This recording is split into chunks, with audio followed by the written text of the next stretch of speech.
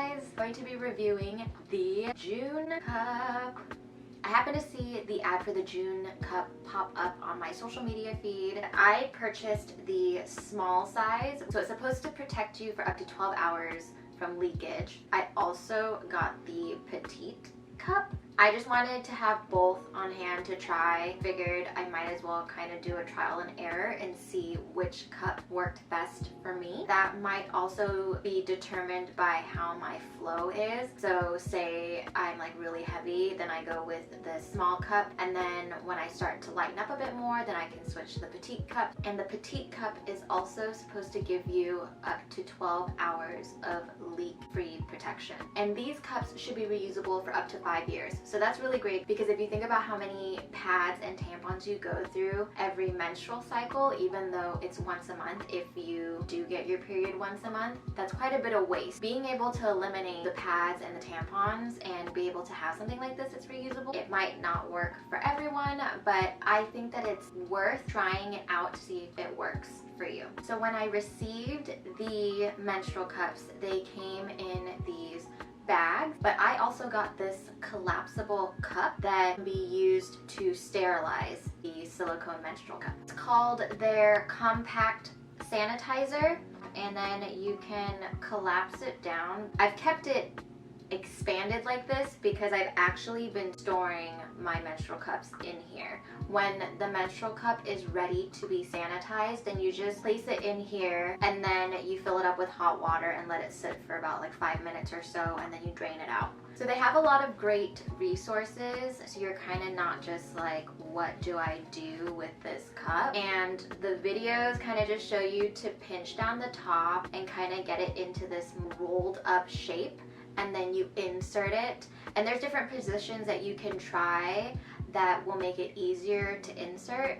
And for some people, you might have to use some kind of lubrication. And so when I first tried this, I didn't want to leave it in there for 12 hours. I kind of wanted to see over what period of time will it take to fill up the cup, like halfway to full. Within 3 hours or so, the cup was already halfway full. I found that it was easy to insert. I thought I got it in there quite well and it was sitting how it was supposed to be sitting, but I found that when it came time to empty this out, the entire thing kind of just disappeared up there, and I had to dig around to find this little nub to then pull the cup out. To me, that would make me really uncomfortable if I was at work or in a public place, because I'm having to empty this out, and then do you just wipe it with a toilet paper and then put it back in if you're in a public restroom, or do you go to the sink? I probably wouldn't use this if I was out and about. I think it's just too much for me if I have to empty it out while I'm in a public restroom. But if I'm gonna be running an errand, I'm sure this is fine to go out in, and then when I come home I can empty it out. I tried to go longer with having this in there, and I maybe made it to the